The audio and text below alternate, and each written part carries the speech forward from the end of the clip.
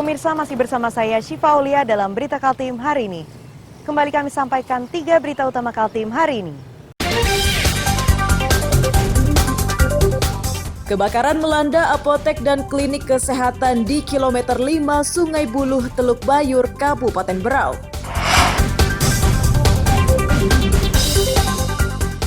Dua parpol di Balikpapan dipastikan tidak memiliki caleg di pemilu 2024 setelah gagal menyerahkan berkas calegnya.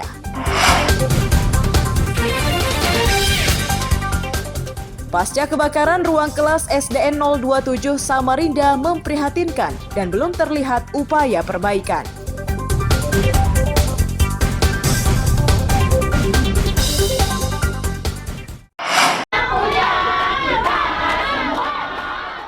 Hari terakhir penyerahan berkas caleg dari masing-masing parpol peserta pemilu 2024 di KPU Balikpapan berlangsung sepanjang minggu siang hingga malam.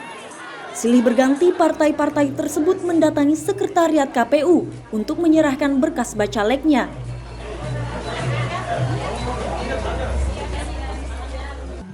Ketua KPU Balikpapan Nur Toha menyatakan terdapat 2 partai yang tidak menyerahkan berkas. Dengan begitu keduanya tidak bisa mengusung calegnya untuk berebut kursi DPRD Balikpapan. Kedua partai yang gagal mengajukan bakal calegnya adalah Partai Garuda dan Partai Buruh.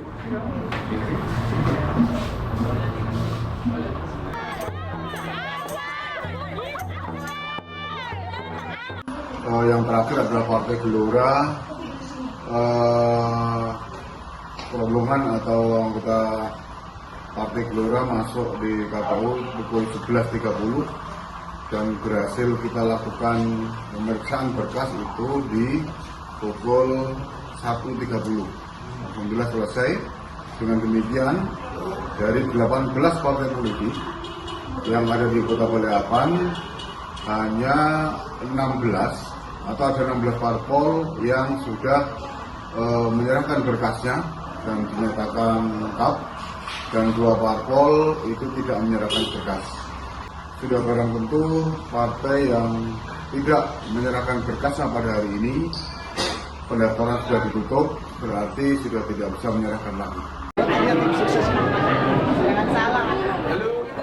16 partai politik peserta pemilu 2024 yang sudah menyerahkan berkasnya adalah Partai Nasdem, PPP, Hanura, PDIP, PAN, PSI, PKB, PBB, Partai Gerindra, Partai Demokrat, Partai Golkar, Perindo, Partai Gelora, Partai Umat, dan PKS.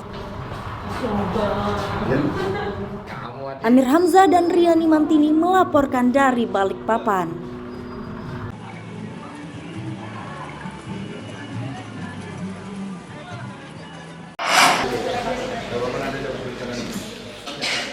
Hingga Minggu tengah malam, pengurus partai politik di Kabupaten Kutai Timur masih berdatangan di KPU untuk mendaftarkan bakal calegnya. Data di KPU terdapat 3 partai yang mendaftarkan bakal calegnya di menit-menit akhir. Ketiga partai tersebut adalah Hanura, Gelora, dan Buruh. Saat pendaftaran berlangsung, beberapa kendala terjadi sehingga verifikasi data dilakukan secara manual.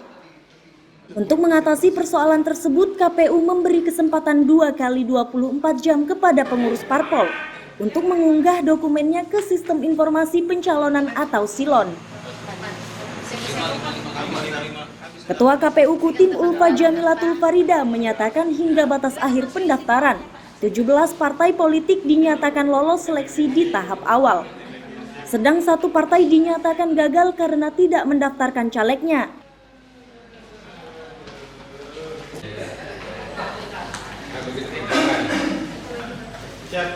Secara umum sebetulnya tidak ada masalah ya di dalam proses pengajuan bakal calon, dan alhamdulillah semua partai politik di KPU yang mengajukan di KPU Kabupaten Kutai Timur dapat melengkapi dokumennya dan dinyatakan diterima. Ada 17 partai politik ya yang kemudian mengajukan bakal calon untuk DPRD Kabupaten Kota pemilu tahun 2024. Dari 18 partai politik 17 yang mendaftar.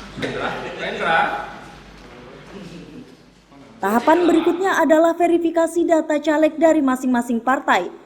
Proses ini akan berlangsung dari tanggal 15 Mei hingga 23 Juni 2023. Amir Hamzah dan tim liputan melaporkan dari Kutai Timur.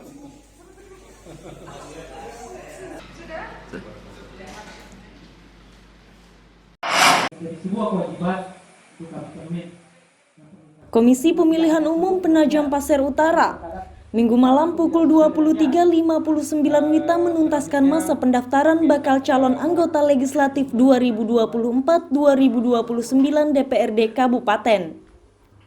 18 partai politik peserta pemilu secara keseluruhan sudah menyerahkan berkasnya ke KPU.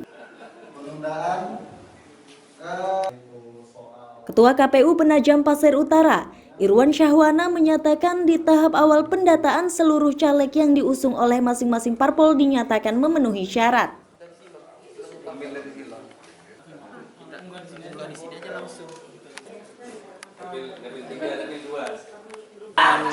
Pukul 23.59 kita sudah menerima pengajuan pendaftaran bakal calon dari 18 partai politik peserta pemilu tahun 2024 sebanyak 18 partai politik, dan semuanya dalam status lengkap dan diterima, meskipun tadi ada satu partai politik yang manual untuk print berita acaranya. Jadi sebetulnya kita sudah nginput secara administrasi itu sudah 100%. Cuma memang belum tersubmit dan belum bisa ngeprint BA-nya saja. Jadi sementara untuk BA-nya kami terbitkan secara manual seperti itu. Tahapan berikutnya adalah verifikasi data seluruh caleg yang diusung partai politik peserta pemilu. Proses ini akan berlangsung dari 15 Mei hingga 23 Juni 2023. Amir Hamzah dan tim liputan melaporkan dari Penajam Pasir Utara.